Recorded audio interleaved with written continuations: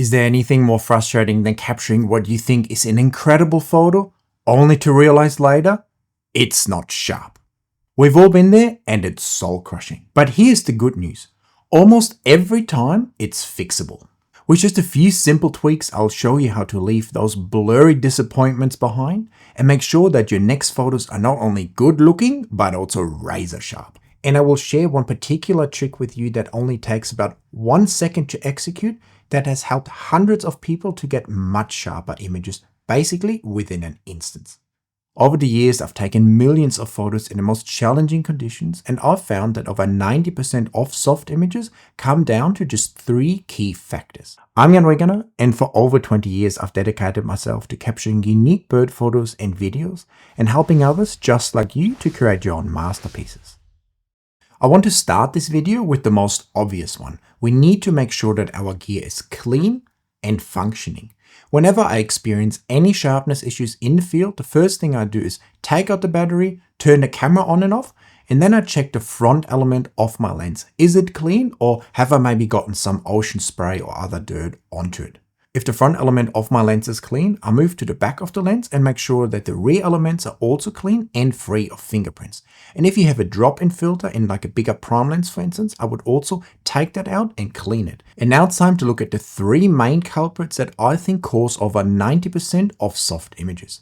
And the first one is too low shutter speeds. Now you might roll your eyes because you've heard it so many times, but knowing about it and actually executing on it when it matters in the field are 2 different things. It's one thing to be able to handhold a slow shutter speed, and with modern cameras and image stabilization, that's actually quite easy. But what we like to ignore all too often is the subject movement. And there's also this thought carried over from DSLR days or even film days that you should use very low ISOs. And that is usually a recipe for disaster, because in the end, it's very easy to edit and clean up a noisy file, but it's impossible to fix a blurry or soft image. And sometimes you think you are using a sufficient shutter speed, but your images still turn out blurry. And this happened to me when I was photographing red-collared lorikeets in Darwin. I thought I had a good shutter speed dialed in for a perch bird of a 500th of a second, but when I looked at the images, most of them were blurry. And my mistake here was that the shutter speed was sufficient for the perched bird, but I didn't account for the fact that there was a lot of other lorikeets jumping around and landing and taking off from the branches that these birds were perched on. And because these other birds were actually causing the branches to move so much, I ended up with a lot of blurry images, even at what should have been a good shutter speed. So in this case, increasing the shutter speed to like an 800th or 1000th of a second would have ensured that I got a lot more sharp and in-focus images. So when it comes to photographing birds, I have 2 go-to shutter speeds. For perch birds, I want to use at least a 400th of a second, ideally an 800th of a second or up. And for flying birds, I want to use at least a 4000th of a second, but oftentimes that is even not enough, especially if you're stationary and the subject is just sort of flying quickly through your viewfinder. In those cases, you probably want a 6400th or 8000th of a second to be sure that you freeze enough of the wing movement and the bird's movement. The second reason your images often don't turn out as sharp as you'd like them to be is the shooting distance. And this is probably the most frustrating and annoying one to hear, because it's so difficult to get close enough to wildlife, and sometimes it just feels impossible. However, your image quality and sharpness are directly related to how close you can be to your subject. And I got another rule here for you. The closer, the better. When we're up close with our subjects, we can capture fine detail and sharpness that's simply impossible to capture otherwise. The further we're away, the more kind of dirty air and interference we have between us and the subject, and the more cropping we also have to do later on when we're editing our image to make sure that the subject is large enough in the frame.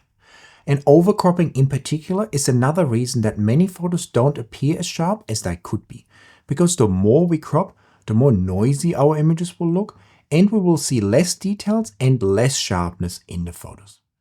Now you might think using teleconverters or bigger lens can solve this problem, but even with those helpers, being close enough is still the most important thing. And when I use a big 600mm prime lens, I'm still trying to be within that 6 to 12 meter range, like about 30 feet from my subject, rather than shooting at larger distances, because being close will always give me much better image quality than shooting over a larger distance and then cropping. Of all the issues that can screw you in the field, the third culprit for soft images is probably the one I hate the most, because there's essentially nothing you can do other than packing up and trying another time.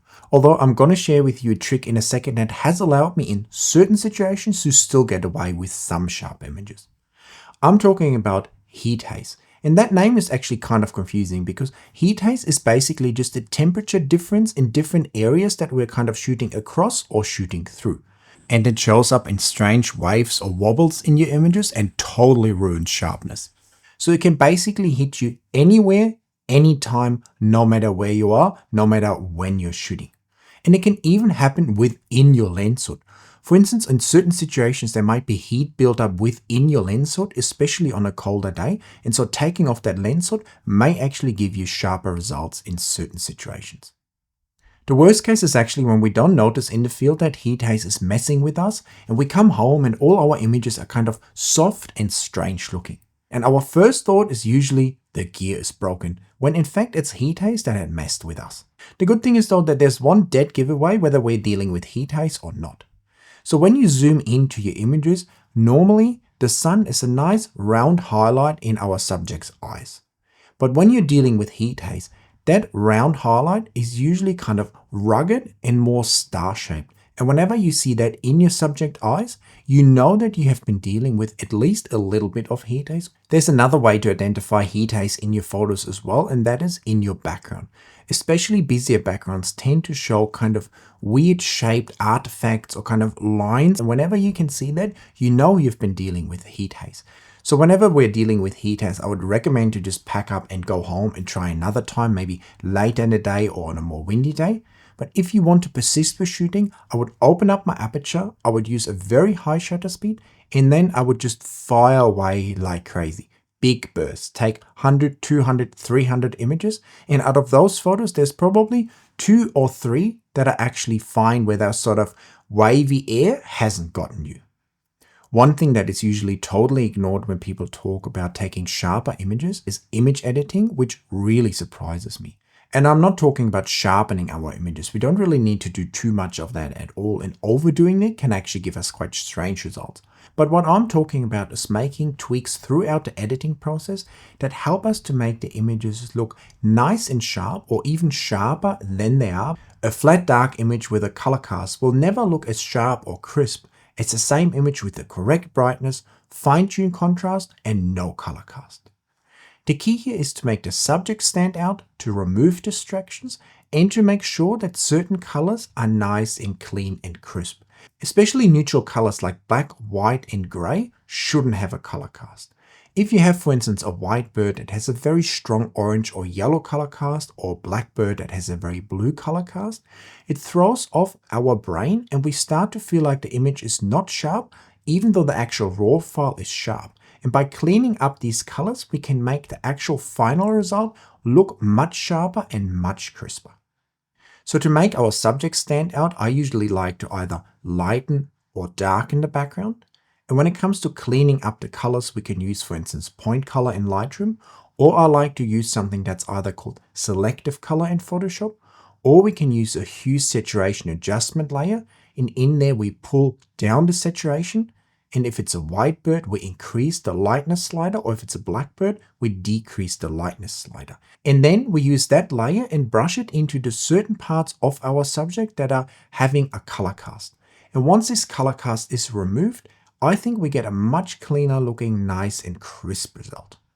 And when it comes to fine-tuning the light and contrast in our image, my go-to is always curves. Usually I make a selection of the subject or of a particular area on my subject, and then I use a curve to either darken or brighten that area, and that helps me to make certain areas stand out and put the emphasis on certain areas while kind of hiding other areas that I don't want to stand out so much. And if you want to learn all about image editing and how you tweak color cast, correct the contrast, and make flat, boring images look amazing, I would recommend that you check out my Next Generation Photoshop and Lightroom Masterclasses. In there, I teach you step by step and in easy to follow chapters everything you need to know in Photoshop and Lightroom to turn your own images into true masterpieces. But you won't just be watching. I'm also providing you with my RAW file so you can edit right alongside me. And if you're not sure if my masterclasses are worth it or the right fit for you, check out some of these amazing reviews I've already gotten from many happy customers. These might help you to make up your mind and start your own journey today.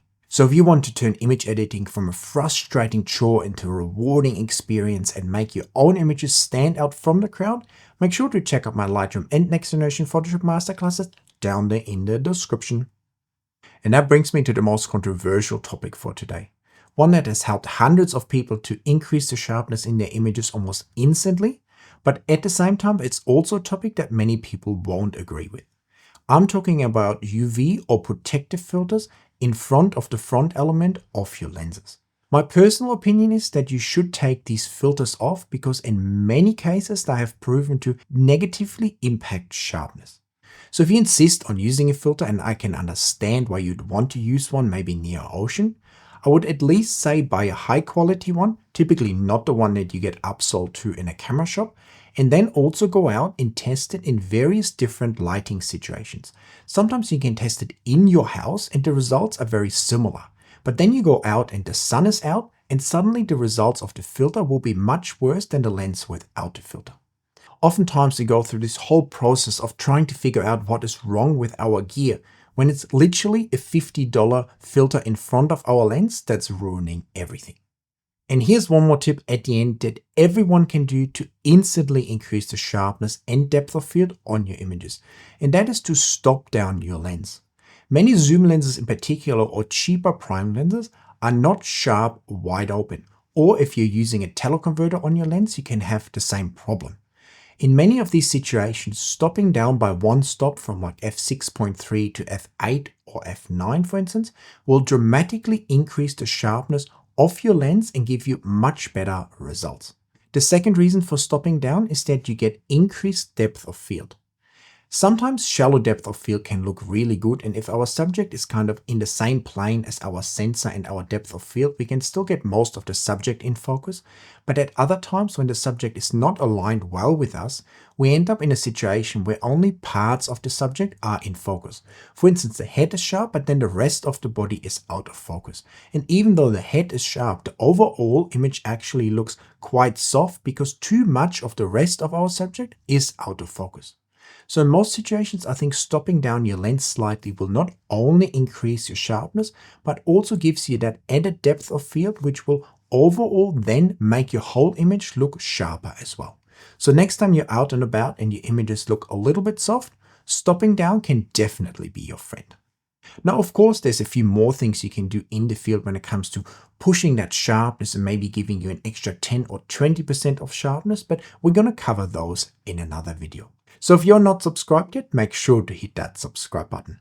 If I had to guess, I'd say too slow shutter speeds, heat haze, and cheap UV or protective filters would be the main culprits for you not getting sharp photos. Am I right?